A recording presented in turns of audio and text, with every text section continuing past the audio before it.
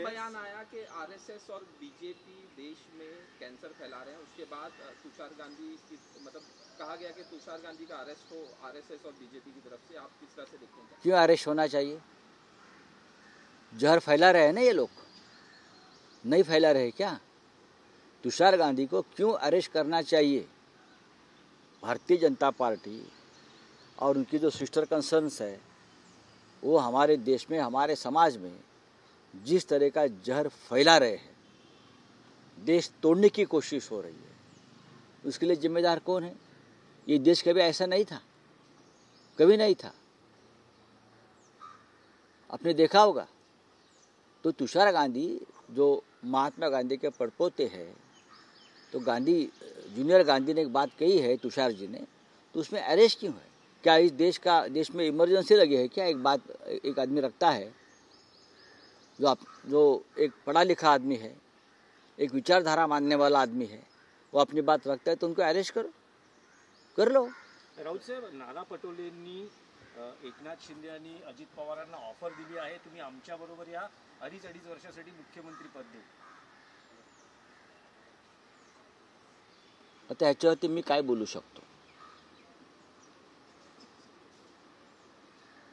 मी काय बोलू शकतो ह्याच्यावरती? माझी वाचा गेलेली आहे। महाविकास आघाडीतील मोठे नेते आहेत बघा, नाना पटोले हे आमचे सहकारी आहेत। नाना पटोले आमचे सहकारी आहेत, काँग्रेस पक्षाचे ज्येष्ठ नेते आहेत। त्यांनी विधानसभेचं अध्यक्षपद सुद्धा भूषवलेलं आहे। राजकारणामध्ये काही अशक्य नसतं, एवढंच मी सांगू शकतो। 2019 साली उद्धव ठाकरे यांच्या नेतृत्वाखाली महाविकास आघाडीचं सरकार येईल असं कोणाला वाटलं होतं का? आणि त्यानंतर परत 2.5 वर्षांनी एक असं अर्धमुर्ध घटनाबाह्य सरकार सत्तेवरती येईल असं तरी कोणाला वाटलं होतं का? आणि त्यानंतर 2024 साली इतकं मोठं बहुमत फडणवीसांना मिळेल हे कोणी स्वप्नात तरी पाहिलं होतं का? पण राजकारण आहे, राजकारणामध्ये सर्व शक्यता ज्या असतात त्याचा सकारात्मक विचार करून पुढलं पाऊल टाकायचं असतं, असं मानणाऱ्यांपैकी आम्ही आहोत। आता आमच्या नानासाहेब पटोलेंनी जर कोणाला ऑफर दिली असेल आणि ती ऑफर जर स्वीकारली असेल तर आम्ही नक्की नाना पटोलेंशी चर्चा करू। पण राऊत साहेब, तुम्ही म्हणता की राजकारणात सगळं काही शक्य असतं। ज्या प्रकारचं राजकारण या महाराष्ट्रात सुरू आहे सध्या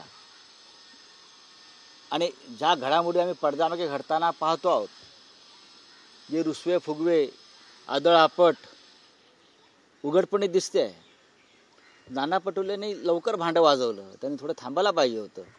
नाही, पण राऊत साहेब, तुम्ही म्हणजे शिवसेना युबीटी एकनाथ शिंदेंना सोबत घेऊन काही होऊ शकतं, म्हणजे राजकारणात काही होऊ शकतं ना? तुमचा प्रश्न चुकीचा आहे। उद्धव ठाकरे एकनाथ शिंदे एकत्र येऊ शकतात हा प्रश्न चुकीचा आहे तुमचा, हा प्रश्नच चुकीचा आहे।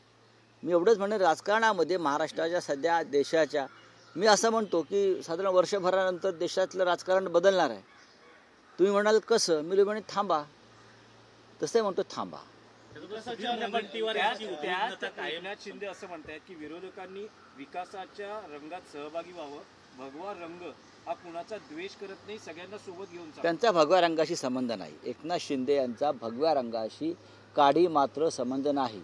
भारतीय जनता पक्षाच्या ताटाखालचे मांजरं झालेले जे लोक आहेत बरं का, त्यांच्या हातात भगवा नाही, ते भाजपचे झेंडे आहेत सगळे। हे सगळे अजित पवारांच्या हातात भाजपचा झेंडा आहे, एकनाथ शिंदेंच्या हातामध्ये भाजपचा झेंडा आहे।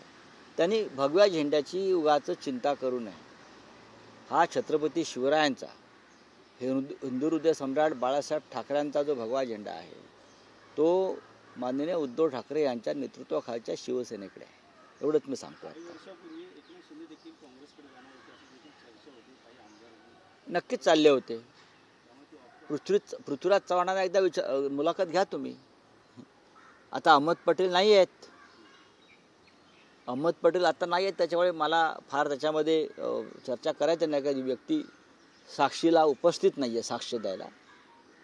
आता अहमद पटेल आणि कोणाशी काय चर्चा पहाटे झाल्या होत्या दिल्लीत हे सगळ्यात जास्त मला माहिती आहे।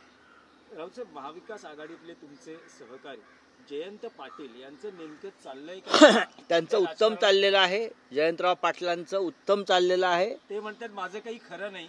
शक्तीपीठातल्या शेतकऱ्यांना जे आश्वासन देत होते त्या भाषणात त्यांनी असं म्हटलं होतं की माझं काही खरं नाही. जयंत पाटील हे महाविकास आघाडीचे सगळ्यात महत्त्वाचे नेते आहेत. जयंतराव पाटील हे माननीय शरद पवार साहेबांचे अत्यंत विश्वासू सहकारी आहेत आणि आमचेही सहकारी आहेत. जयंत पाटला संदर्भात आमच्या कोणताही अफवा पसरवू नका, कायद्यानं कारवाई करू. त्याचबरोबर सध्या सुधीर मुनगंटीवार हे उद्विग्न असल्याचे दिसत आहेत. विरोधी पक्षाची चोख भूमिका बजावतात. कोण? जेवढी विधिमंडळात जी भाषण नाना पटोले साहेब जे म्हणतात आमचे, बरं का, जी का ऑफर दिली आहे त्या ऑफरमध्ये सुधीर भाऊ आहेत का चेक करा एकदा.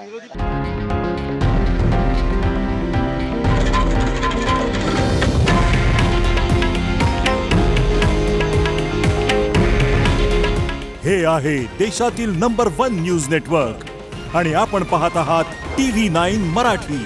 काळजी तुमची, हित महाराष्ट्राचं.